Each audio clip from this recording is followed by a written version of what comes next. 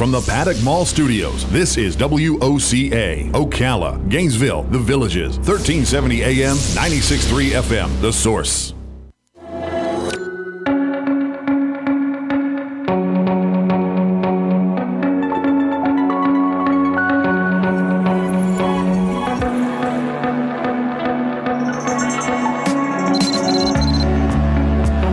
All right, 5 minutes after 11 o'clock. Thank you for tuning in. You know, timing is everything, and our next guest has perfect timing, not only with the time of day, because it's almost lunch, but also the time of year, because everybody wants to eat healthier beginning the new year, right? So you can get a little bit of a head start. Erika Schlick has written this amazing cookbook. It's called Wandering Palate, 28 Days of Meals, Gluten-Free, Dairy-Free, and Paleo. And there's a key word right there. A lot of people looking for the diet that will suit them are looking to the paleo diet. Erika Schlick is a certified health coach featured in the Netflix documentary Afflicted. She has been in remission from Lyme disease for 2 years, diagnosed with celiac disease, and again, her book is called Wandering Palate. And I'm wondering if any of the things that she chose to give up food-wise, or maybe begin food-wise, have helped her with the different conditions I just referenced. Erika Schlick, good morning, Erika. How are you? Good morning. I'm good. How are you? I'm doing good. Where are you calling from? I'm in Los Angeles. Oh, okay. Well, thank you for getting up early to do this. Absolutely. But it's really perfect time. It's lunchtime here, so we want to hear about food, right? And Absolutely. And in 1 month from today, everybody's going to be saying, I'm 2 days or 3 days into my perfect diet, and then by tomorrow, it'll all be sabotaged. So. Yeah, I mean, the new year is always a good day to try to, or a new time of year to start, trying to eat healthier. And fortunately, with my cookbook, it is a 28-day meal plan, so everything is really figured out for you. You have your meal plans, your shopping list, and to be honest, all the recipes in the book will not make you feel like you're on any sort of diet or cleanse. They're all very nourishing foods, very delicious, and you will not feel deprived with my recipes. Okay, the one thing I don't want you to think is that I actually know what paleo means. Help me understand, what does that actually mean, paleo? Sure. So paleo is kind of coined as the caveman diet, so it's trying to go back to the way our ancestors ate. So it's cutting out a lot of inflammatory foods, which include grains, beans, legumes. Sometimes people cut out nightshades, so it's really eating whole foods that are going to be really nutritious for your body. And really it's about shopping on the outside perimeter of a grocery store. The middle, as you know, is filled with packaged foods and lots of inflammatory foods. Yeah. So it's really eating healthy meats, grass-fed meats, pasture-raised eggs, vegetables, trying to eat organic when you can. So, just sticking to real food. So if I were to look at what I eat, I bet I don't even have 28 differences. I probably eat the same thing over and over every week pretty much. So 28 days, that's probably more than most of us actually eat as far as variety goes. Am I right? Yeah, absolutely. And honestly, this book kind of started as creating a meal plan for myself. So I create a meal plan and I kind of create my grocery list every week, and I was just getting really tired of doing that. So I thought to myself, I was like, well, why don't I create a 4-week meal plan, and if I eat the same thing once a month, I'm not going to get sick of it. And then that's how it kind of evolved into creating a book that other people could use as well to kind of stick on a healthy diet. Okay, I referenced something in my intro that I wanted to ask first. If the food that you've chosen to eat, or maybe the foods that you've given up, have helped you with the Lyme disease or the celiac disease? Absolutely. So one of my first diagnoses was celiac disease, and so I first started going on a gluten-free diet, and I was eating a lot of the gluten-free replacement foods, which unfortunately really are not that healthy for you. It's really kind of a savory form of sugar, if you will, because you're just eating so many grains and sugars, and I always felt spacey. So my doctor recommended I go to a paleo diet, and that's when I really started feeling a lot better. And so diet was definitely one of the first things that I changed, and I think in order to heal from a chronic illness, you really do need to address diet and eat foods that are going to be nourishing your immune system, cutting back on your inflammation. And I've been in remission for 2 years now, and I still eat this way today. So my diet really is non-negotiable. I eat very clean, and at this point it's really a lifestyle. It's not even just a diet anymore, and I feel so good when I eat this day. And if I do have a cheat day here and there where I eat something with some sugar or eat some grains, I just don't feel as good. So it's not worth it to me.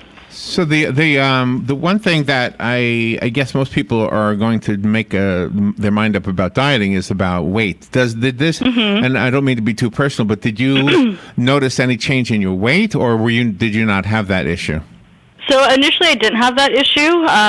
with Lyme, and I wasn't really exercising, but I did lose weight when I did the autoimmune paleo diet. So it's definitely a diet that people use for weight loss. The ketogenic diet is also very big right now for weight loss, and pretty much every recipe in the book is a keto recipe as well. I think there's maybe 2 that can't be adapted to keto, but the rest of them all definitely will aid in weight loss. Do you think if you were eating the way you are now that you would not have contracted Lyme disease or celiac?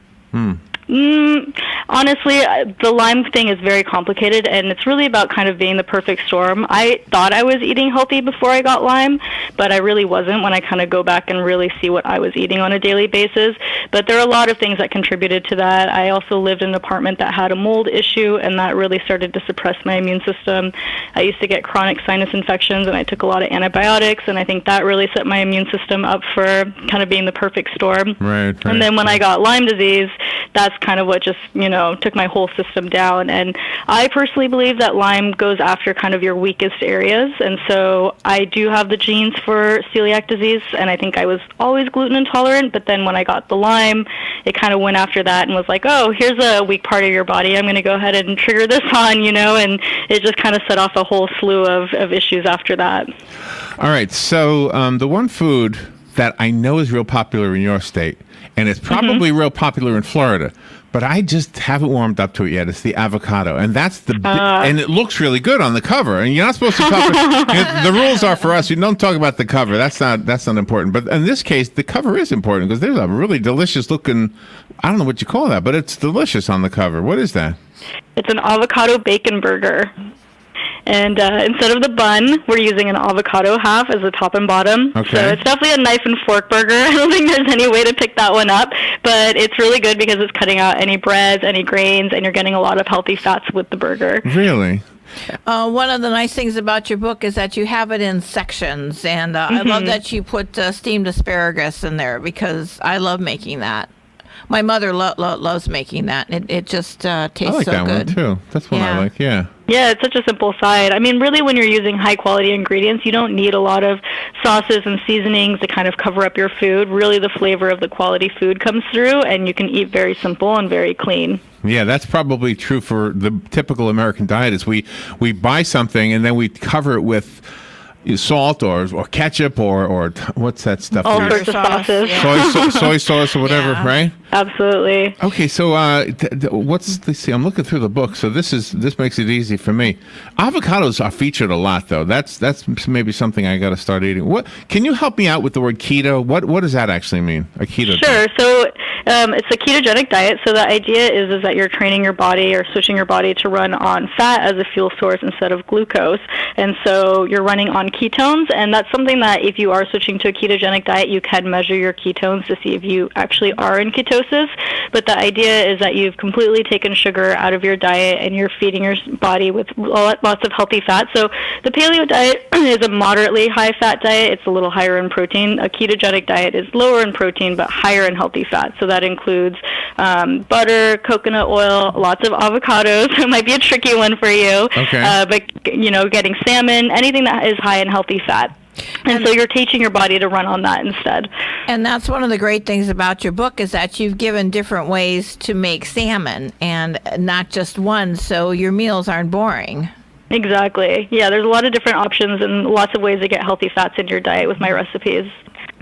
And it isn't the greasy fats. I mean, on the Atkins diet, you've got all these big steaks and everything that they advocate, but I really love how you've taken the time to do your research on that and break it down this way. Absolutely. Thank you. I was thinking the same thing because every other day I'm a vegetarian. What was the word we heard this morning? One of the royal family ladies, she said flexitarian. Yeah, remember that word? Flexitarian. Yeah, and she changes her mind. I think that's what I am. I change my mind every other day. When you were compiling this book, were there any recipes that you had to leave out for one reason or another?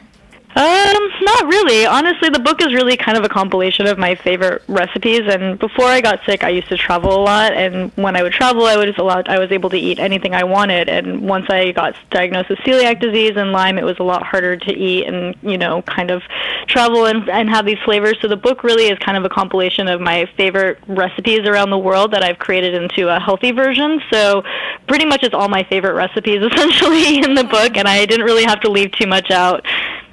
I like your chicken pineapple fried rice. I mean, you present it's so good. It in a pineapple, and what a wonderful, wonderful, thing that you could give to the ladies when you have a tea. Absolutely, it's so good. Give to the ladies and when you have a tea. Rice. Exactly.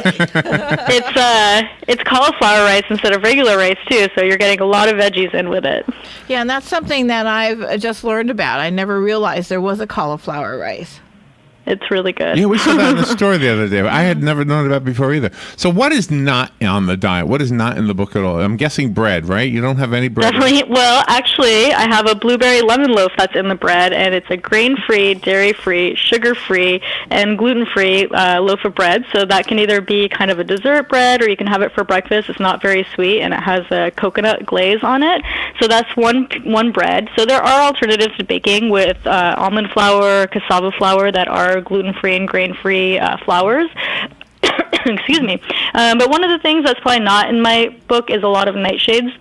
I'm actually personally allergic to chilies, and I don't do well with a lot of nightshades. Tomatoes and potatoes I do on occasion, but every recipe, if it does have them, it's easy to leave them out. So that's definitely one ingredient that's not too prevalent through the book. And then, otherwise, I think it has most things. It has alternatives for most things. For noodles and rice, I can use the cauliflower rice, or I can use the zucchini noodles as a noodle replacement. So really, you're not feeling a lot of deprivation with foods that you're missing because I've created healthy replacements for them. How were you able to narrow down what it was that caused you to be allergic? Well, unfortunately, Lyme causes a lot of food allergies. So I developed actually about 60 food allergies when I was at my sickest with Lyme. And doing the autoimmune paleo diet, which is how I kind of started cleaning out my diet, is known as an elimination diet. And so that's how you slowly kind of add food back in little by little after you've given your body a 30-day rest of taking out inflammatory foods.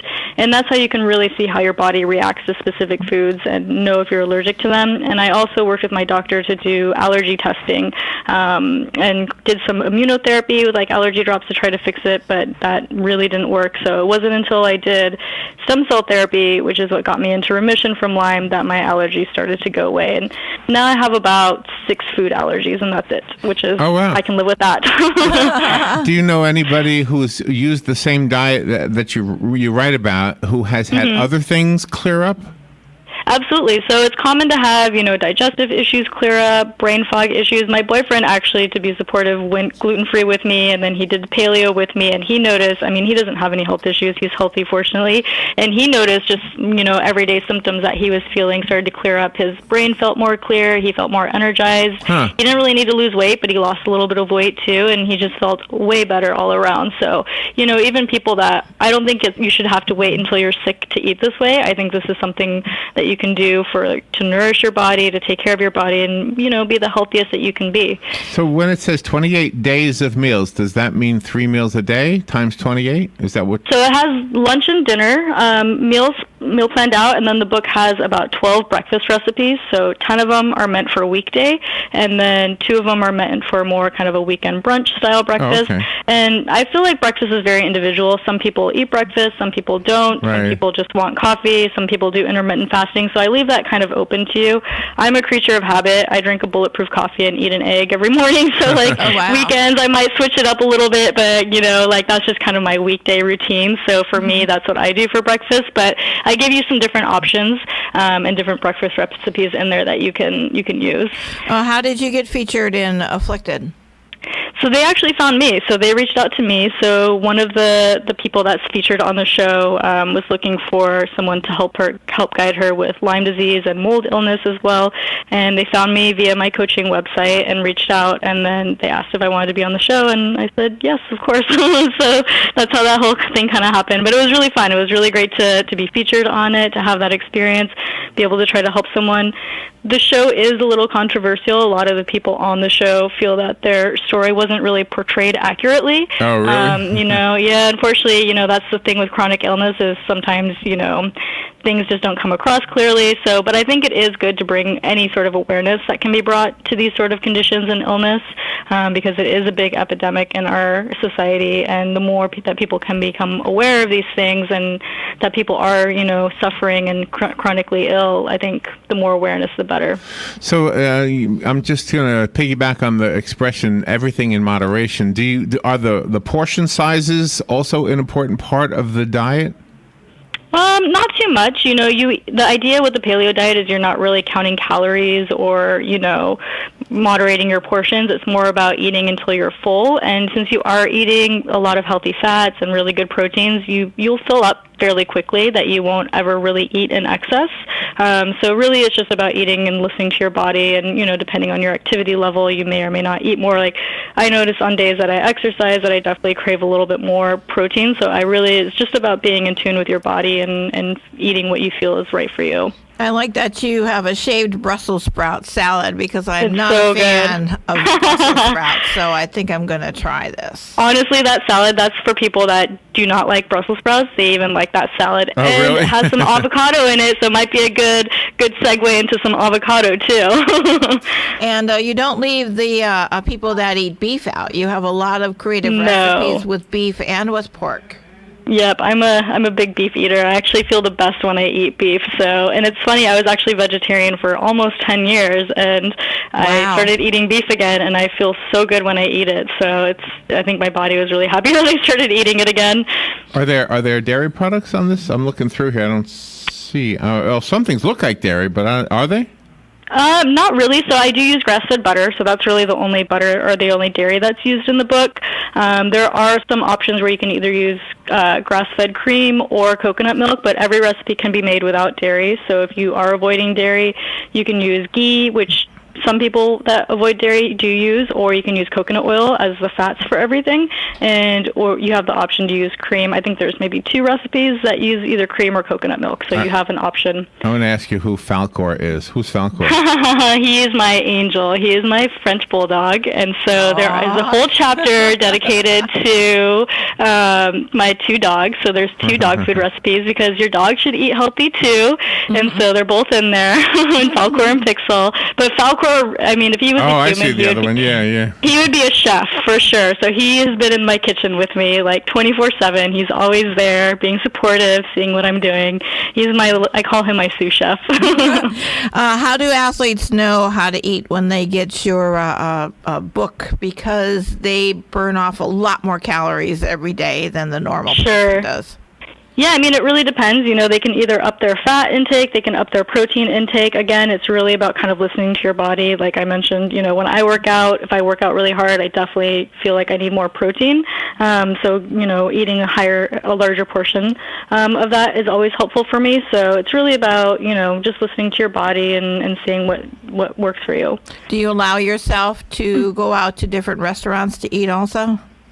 I do. I unfortunately don't do it too often, because cross-contamination is a big issue for me with the celiac diagnosis, and so if I do accidentally consume a little crumb of gluten, I feel sick for a week. Oh, really? So it's tricky. So I do tend to make probably like 90% of my meals at home. There are a few restaurants that I know and trust in the area that I do go to, and one thing that's actually been really amazing, and I just went on my book tour last week and pretty much had to eat out every meal for about a week and a half, and it's been really great to see that a lot of cities are starting to have dedicated gluten-free restaurants, which is just like, it's heaven. You get there and you can order anything on the menu. Everything is gluten-free. There's no chance of getting sick.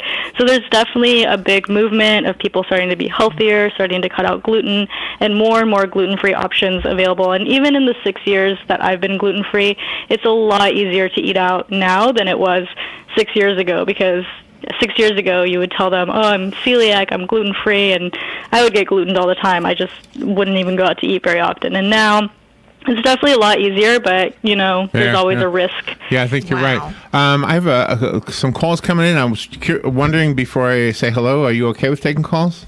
Yeah, absolutely. Okay, the book is called Wandering Palate. Our guest is Erika Schlick. She wrote this amazing, beautifully published, full-color cookbook with lots of great recipes to help you be healthier.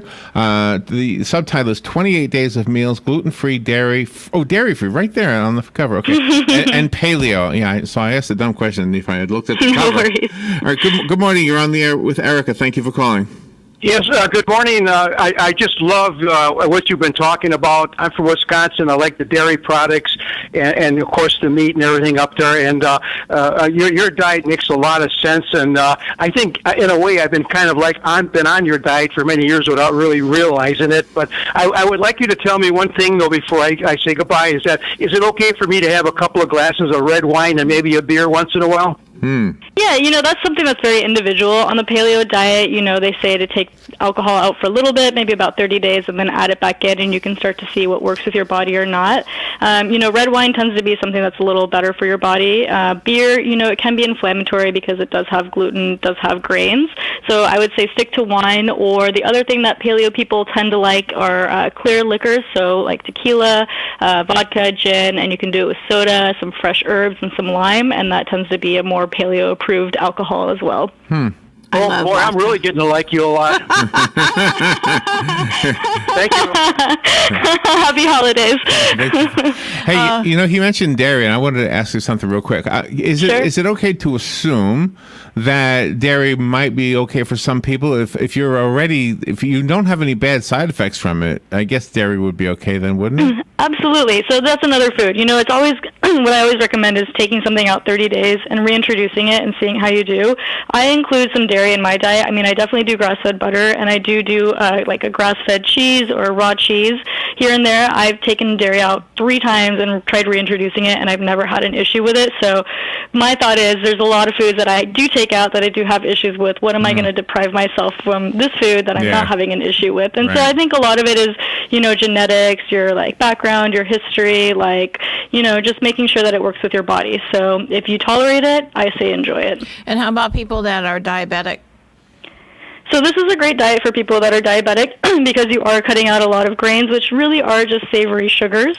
So getting more healthy fats and healthy proteins is going to be really helpful for diabetes. I found the book on Amazon, and I have a copy here. So if I have one listener who would like it, just call me right now, 622-9622, and I'll pick a caller at random, and then it'll be waiting for you here at the studio. Let's see. I found it on Amazon. Do you have a different website you want to direct us to? Sure, you can check out my website. It's thetrailtohealth.com, and so I have a blog up there. I have recipes that are free online as well, information about my story, and of course information on my book as well.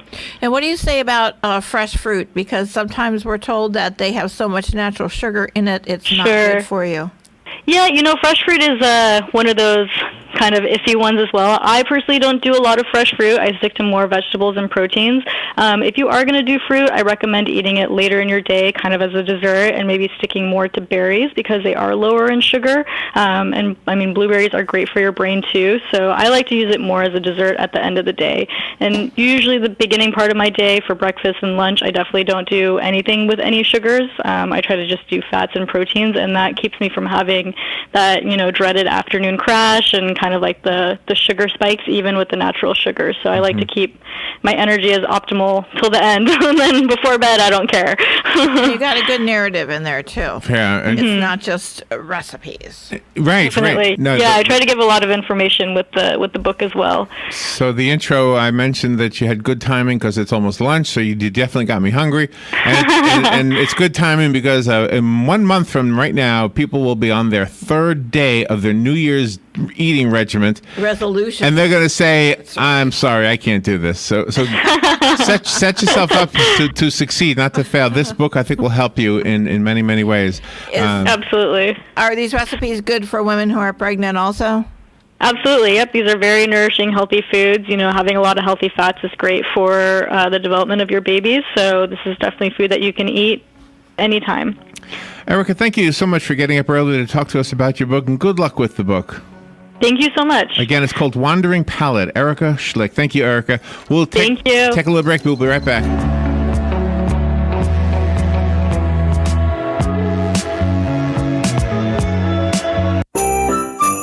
I'm Jennifer McCullough, the Executive Director of Palm Garden.